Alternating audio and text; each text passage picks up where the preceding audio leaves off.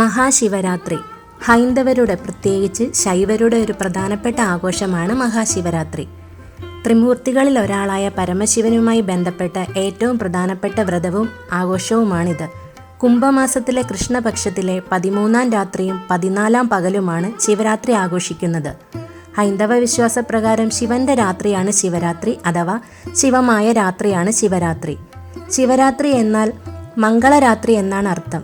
മഹാശിവരാത്രി ദിവസം നടത്തുന്ന ആരാധനയുടെ ഫലം 1 വർഷം നീണ്ടു നിൽക്കുന്നു എന്നാണ് വിശ്വാസം. കൂവളത്തിൻ്റെ ഇലകൾ ശിവൻ അർപ്പിക്കുന്നതും ഉപവാസം അനുഷ്ഠിക്കുന്നതും രാത്രി ഉറക്കമിളച്ച് പ്രാർത്ഥിക്കുന്നതും പഞ്ചാക്ഷരി മന്ത്രമായ ഓം നമഃ ശിവായ, ശിവസഹസ്രനാമം തുടങ്ങിയവ ജപിക്കുന്നതും ശിവപൂജ ചെയ്യുന്നതുമൊക്കെയാണ് ഈ ദിവസത്തെ പ്രധാന ആചാരങ്ങൾ. ശിവലിംഗങ്ങളെ പാലും തേനും വെള്ളവും കൊണ്ട് അഭിഷേകം ചെയ്ത് അവയെ ആരാധിക്കുന്ന പതിവും ഉണ്ട്. ശിവരാത്രി വ്രതം എടുത്ത് ശിവാരാധന നടത്തുന്നത് ഐശ്വര്യകരവും ദുരിതനാശകരവുമാണെന്നാണ് വിശ്വാസം. കേരളത്തിൽ മഹാശിവരാത്രി ദിവസം ഏറ്റവും വിപുലമായ രീതിയിലുള്ള ആഘോഷങ്ങൾ നടക്കുന്നത് എറണാകുളം ജില്ലയിലെ ആലുവ ക്ഷേത്രത്തിലാണ്. തൃശ്ശൂർ വടക്കുംനാഥ ക്ഷേത്രം, വൈക്കം മഹാദേവ ക്ഷേത്രം, ഏറ്റുമാനൂർ മഹാദേവ ക്ഷേത്രം, കോട്ടയം തിരുനക്കര മഹാദേവ ക്ഷേത്രം, എറണാകുളം ശിവക്ഷേത്രം, ഓച്ചിറ പരബ്രഹ്മ ക്ഷേത്രം, ഗുരുവായൂർ മമ്മിയൂർ മഹാദേവ ക്ഷേത്രം, തിരുവനന്തപുരം ശ്രീകണ്ഠേശ്വരം മഹാദേവ ക്ഷേത്രം, തളിപ്പറമ്പ് രാജരാജേശ്വര ക്ഷേത്രം, കോഴിക്കോട് തളി മഹാദേവ ക്ഷേത്രം തുടങ്ങിയ കേരളത്തിലെ പ്രധാനപ്പെട്ട ക്ഷേത്രങ്ങളിൽ ശിവരാത്രി മഹോത്സവം വിപുലമായി ആഘോഷിക്കുന്നു. ശിവരാത്രിയുമായി ബന്ധപ്പെടുത്തി പ്രധാനമായും 2 പുരാണ കഥകളാണ് ഉള്ളത്. ആദ്യത്തേത്, പാലാഴി മഥനം നടത്തിയപ്പോൾ രൂപം കൊണ്ട കാളകൂട വിഷം ലോകരക്ഷാർത്ഥം ശ്രീ പരമേശ്വരൻ പാനം ചെയ്തു.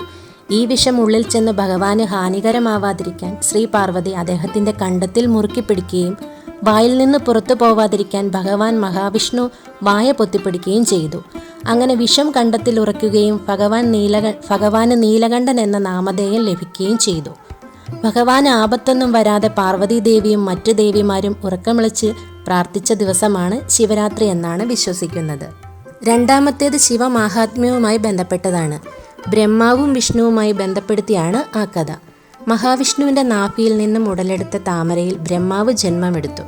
അപ്പോൾ ബ്രഹ്മാവിന് മഹാവിഷ്ണുവിനെ മാത്രമേ കാണാൻ കഴിഞ്ഞുള്ളൂ. നീ ആരാണ് എന്ന ചോദ്യത്തിന് നിന്റെ സൃഷ്ടാവും പ്രപഞ്ച പരിപാലകനുമായ നാരായണനാണ് ഞാനെന്ന ഉത്തരം ബ്രഹ്മാവിന് തൃപ്തി നൽകിയില്ല. അവർ തമ്മിൽ യുദ്ധം ആരംഭിച്ചു.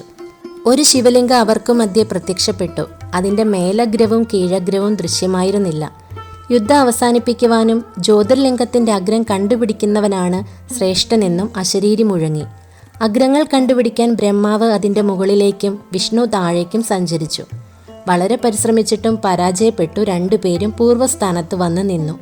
അപ്പോൾ ശ്രീ പരമേശ്വരൻ പ്രത്യക്ഷപ്പെട്ട് തൻ്റെ നിരതിശയമായ പ്രാധാന്യത്തെ അറിയിച്ചു.